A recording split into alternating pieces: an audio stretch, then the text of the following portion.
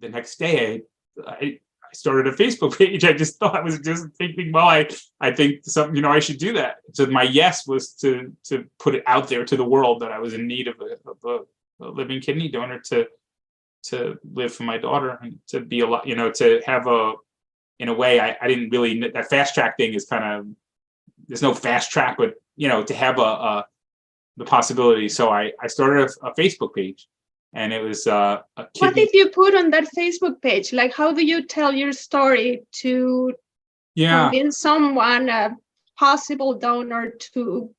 Well, really, it was no convincing. The whole method and of doing it was I was sharing my story of my need, but it wasn't really to convince anyone. It was just to share my story. That's the way you do it. So, could you share my story? Could you just share it? And by they're knowing about it, and they're thinking you don't know who's going to know, and if they could hit that share button, and then somebody else would know about it, and you would never ask any. I mean, I didn't ask anyone or have any direct thing, but when I did announce the yes resulted in just putting the Facebook page there, that people that knew me, not from the church, but people that knew me in life started to come forward to want to donate their kidney to me.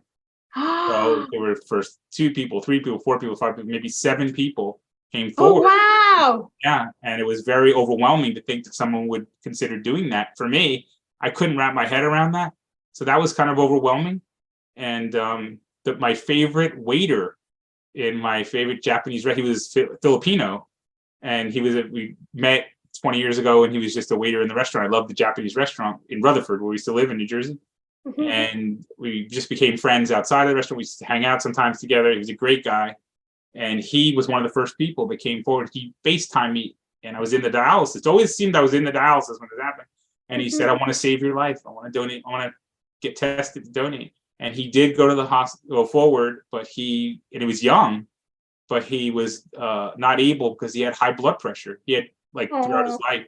And you can't donate if you have high blood pressure, if you're diabetic, or if you're not the BMI, the weight. So that's the 3 main initial things. Then you talk about blood types and other there's a lot of matching factors, and there's a lot of other complicated stuff.